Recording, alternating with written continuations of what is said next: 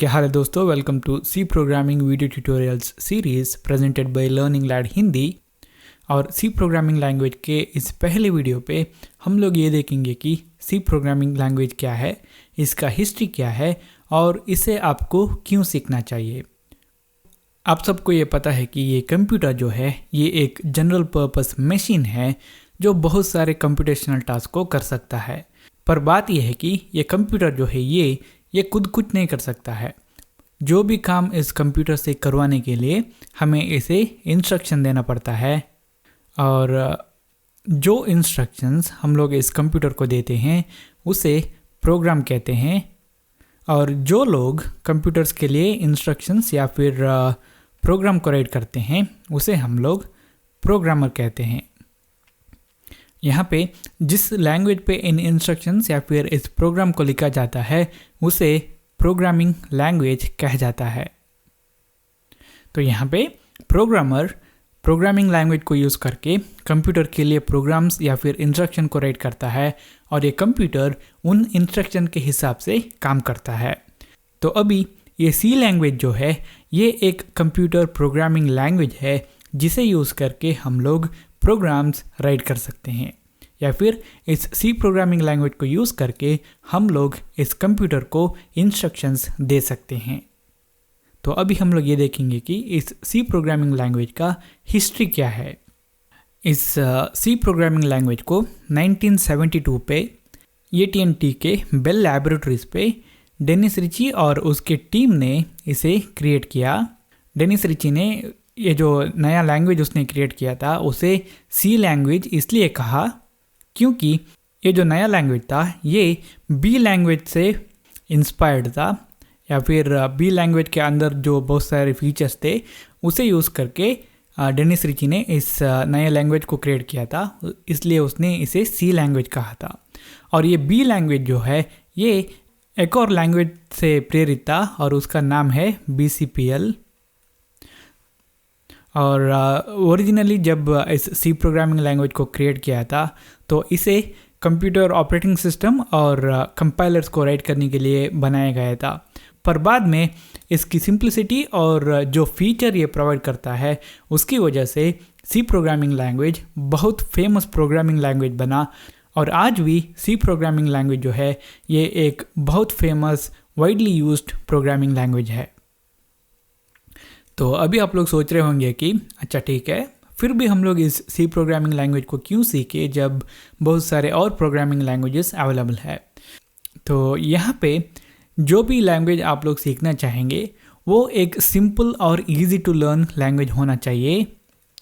और ये सी programming language जो है ये एक सिंपल और पावरफुल और सीखने के लिए बहुत इजी लैंग्वेज है। अगर आप लोगों को प्रोग्रामिंग के बारे में कुछ भी पता नहीं है फिर भी आप लोग इस सी प्रोग्रामिंग लैंग्वेज को यूज़ करके आप कंप्यूटर प्रोग्रामिंग सीख सकते हैं। और दूसरी बात यह है कि अगर आप लोग इस सी प्रोग्रामिंग लैंग्वेज को सीखेंगे तो आप कंप्यूटर प्रोग्रामिंग के बेसिक कॉन्सेप्ट्स को बहुत अच्छी तरह से समझ सकेंगे। और ये सी प्रोग्रामिंग लैंग्वेज जो है ये पॉइंटर्स, डायनामिक मेमोरी एलोकेशन, ऐसे बहुत सारे और कॉन्सेप्ट को कंटेन करता है। और इस सी प्रोग्रामिंग लैंग्वेज के ज़रिए आप कंप्यूटर प्रोग्रामिंग के बेसिक कॉन्सेप्ट्स को बहुत आसान तरीके से सीख सकते हैं।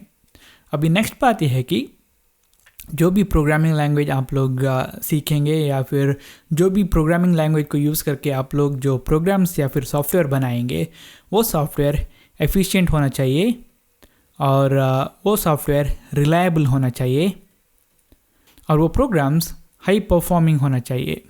और जो प्रोग्राम आप इस सी प्रोग्रामिंग लैंग्वेज को यूज़ करके बनाएंगे वो एफिशिएंट होगा, रिलायबल होगा। और अगर हम लोग एग्जीक्यूशन स्पीड की बात करेंगे तो सी प्रोग्राम को यूज़ करके जो प्रोग्राम को क्रिएट किया जाता है वो प्रोग्राम्स किसी और प्रोग्रामिंग लैंग्वेज को यूज़ करके बनाया गया प्रोग्राम से फास्ट रन होता है।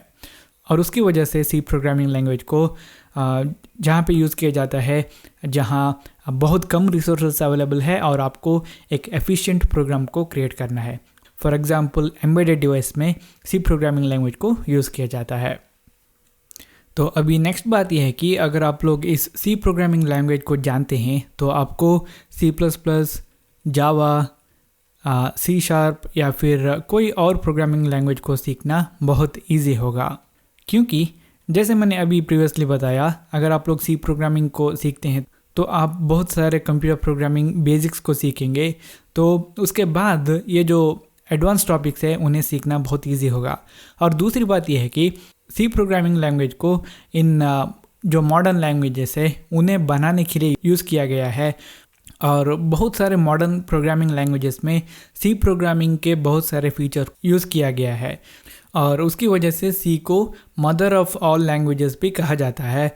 और इसलिए अगर आप लोगों को सी प्रोग्रामिंग लैंग्वेज पता है तो आप लोग कोई भी और लैंग्वेज को बहुत आसान तरीके से सीख सकते हैं।